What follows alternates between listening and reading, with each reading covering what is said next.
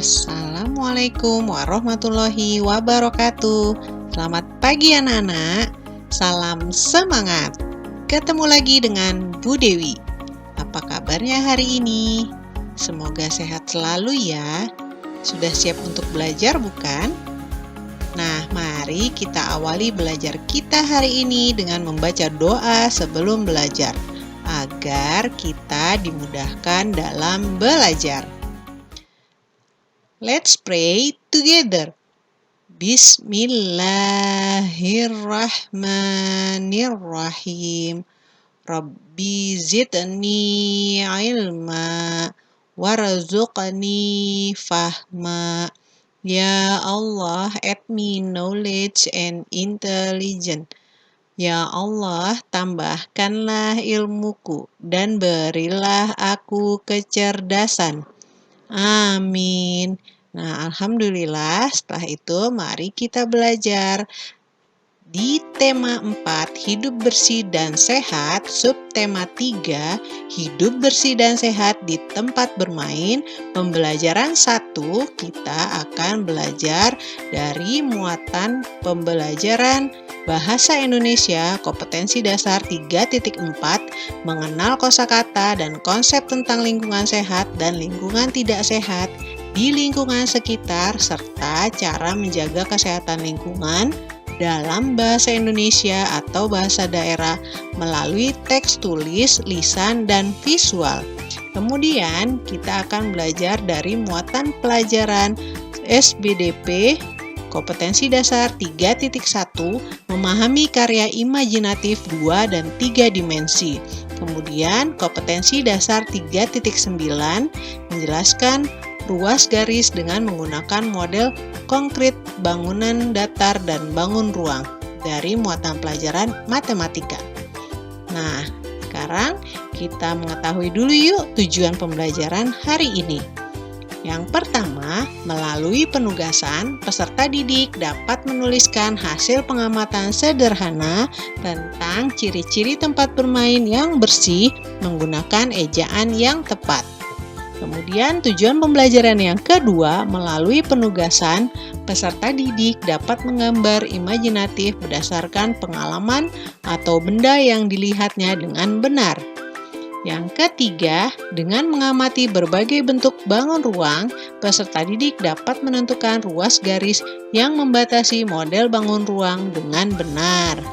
Nah, sekarang kita lihat yuk. Dayu dan teman-teman mendapat tugas sekolah.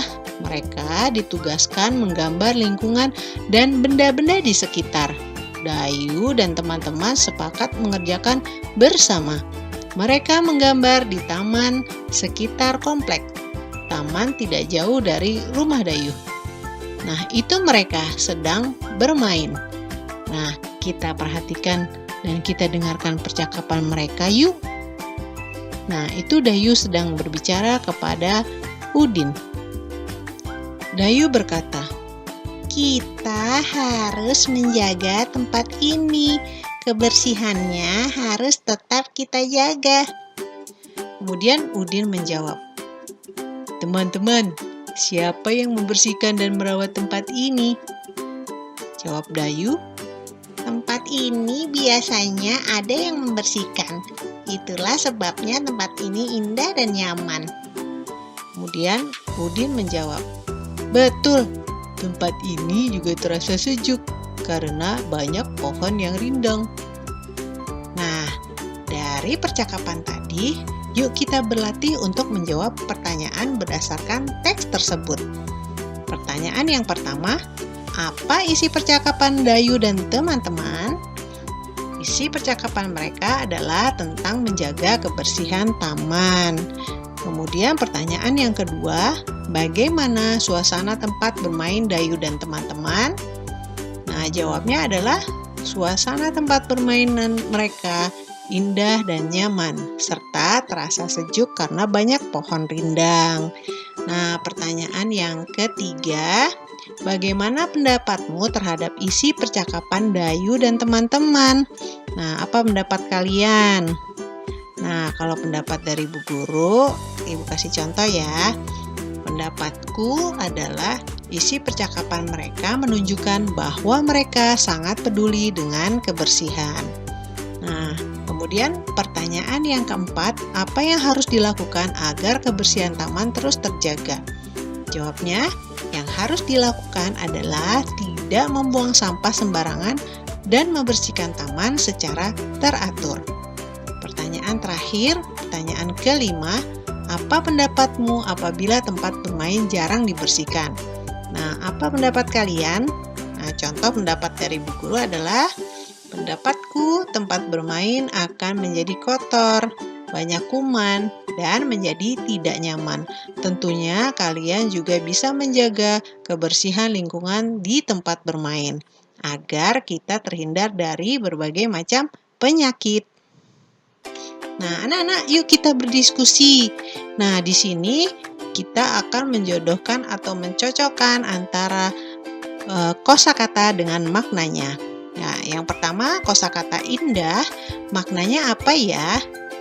Ya, maknanya adalah bagus dipandang mata. Kemudian kosakata nyaman, maknanya adalah ya, segar dan sejuk. Kemudian kosakata yang terakhir adalah rindang. Maknanya adalah banyak ranting dan daun. Nah, anak-anak, yuk kita membaca teks berikut dengan lafal dan intonasi yang tepat. Tempat bermain yang bersih. Tempat bermain merupakan salah satu tempat yang kita butuhkan. Di sana kita bisa bermain dengan teman-teman. Tempat bermain juga bisa dijadikan tempat belajar dan rekreasi. Oleh sebab itu, kebersihannya harus kita jaga dengan baik. Tempat bermain yang bersih bebas dari sampah. Jika tempat bermain bersih, pengunjung akan sehat. Kebersihan adalah pangkal kesehatan. Oleh sebab itu, jika ingin sehat, kita harus menciptakan lingkungan yang bersih. Nah, informasi apa yang kamu peroleh dari isi teks di atas? Nah, informasi yang diperoleh yaitu kebersihan adalah pangkal kesehatan. Oleh karena itu, jika ingin sehat, kita harus menciptakan lingkungan yang bersih. Kebersihan dapat diciptakan dengan tidak membuang sampah sembarangan. Nah, sekarang tentunya anak-anak juga bisa menjaga kesehatan dengan tidak membuang sampah sembarangan. Ya. Nah, sekarang mari kita lanjutkan. Bagaimana ciri-ciri tempat bermain yang bersih? Nah, amati gambar di bawah ini dengan teliti ya, anak-anak. Nah, di sini Dayu, Siti, Edo, Beni, Udin, dan teman-teman lainnya sedang berada di tempat bermain. Nah, bagaimana tempat bermain Dayu dan teman-teman? Nah, tentunya kalian lihat di sini tempat bermainnya rapi dan bersih, tidak ada sampah berserakan. Kemudian, apakah tempat bermain mereka sudah bersih? Ya, kalian bisa nilai sendiri. Nah, untuk itu, tugas kalian adalah dari buku tema 4 halaman 110 ya, dengan menuliskan pengamatanmu tentang ciri-ciri tempat yang bersih. Nah, pasti kalian bisa. Selamat beraktivitas. Oke, anak-anak, yuk kita berkreasi. Kita lihat Dayu dan teman-teman sudah mulai menggambar. Mereka membuat karya 2 dimensi. Contoh karya 2 dimensi adalah gambar atau lukisan. Nah, kalian ingat bahwa karya 2 dimensi adalah suatu hasil karya yang mempunyai 2 sisi, yaitu sisi panjang dan sisi lebar. Misalnya gambar dan lukisan. Kemudian karya 3 dimensi adalah suatu hasil karya yang mempunyai 3 sisi, yaitu sisi panjang, lebar, dan tinggi. Misalnya apa? Ya, salah satu misalnya patung. Masih banyak bentuk karya 3 dimensi lain yang nanti kalian bisa cari dan bisa pelajari di rumah. Nah, kemudian apa saja alat dan bahan yang digunakan untuk membuat gambar atau lukisan? Nah, kita lihat di sini yang pertama adalah pensil. Pensil fungsinya adalah untuk membuat sketsa gambar agar mudah dihapus. Kemudian penggaris. Penggaris fungsinya untuk membuat garis tepi pada buku gambar. Nah, kemudian ada rautan. Fungsinya adalah untuk meraut pensil. Kemudian berikutnya ada krayon. Krayon fungsinya apa, anak-anak? Ya, fungsinya mewarnai sketsa gambar. Begitu juga dengan cat air, fungsinya sama dengan krayon, yaitu mewarnai sketsa gambar. Nah, kemudian ada buku gambar. Fungsinya sebagai media atau kertas untuk menggambar. Masih banyak alat lain yang bisa digunakan untuk membuat gambar atau lukisan. Misalnya palet, ya, untuk wadah tempat cat air. Kemudian bisa juga penghapus untuk menghapus sketsa gambar yang salah. Nah, kalian bisa cari lagi alat dan bahan yang bisa digunakan untuk membuat gambar atau lukisan.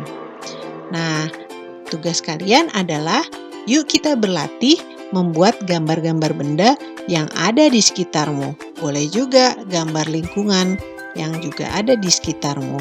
Selamat mencoba!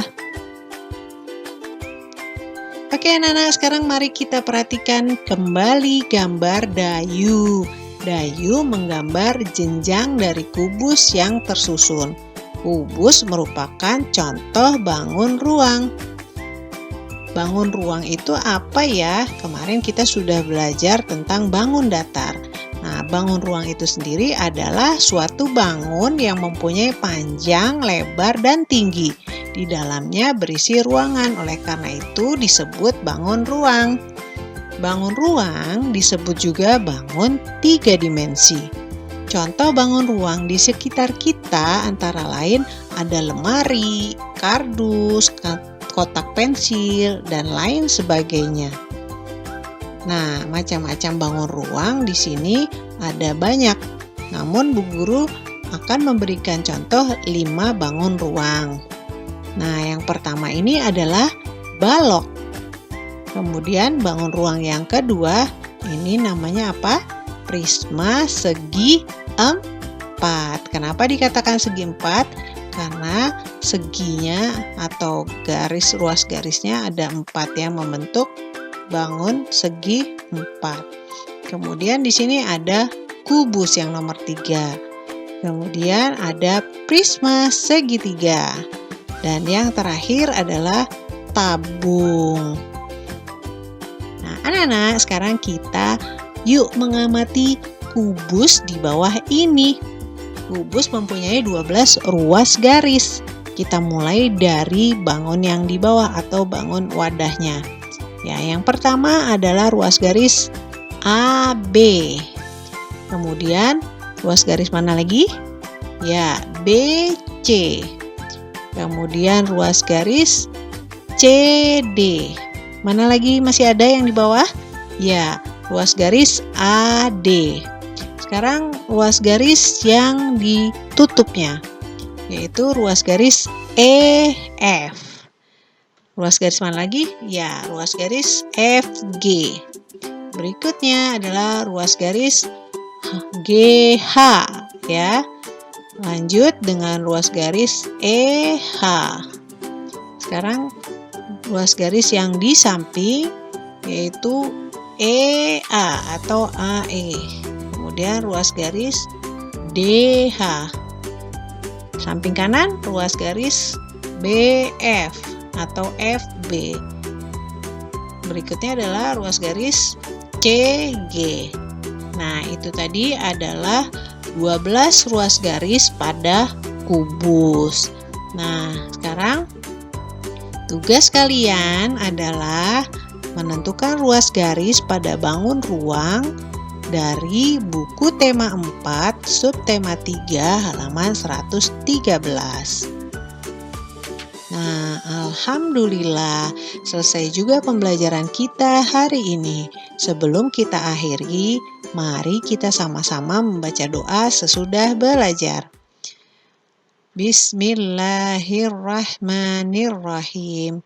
Allahumma anfa'na bima 'allamtana wa 'allamnal ladzi yanfa'una wa zidna ilma.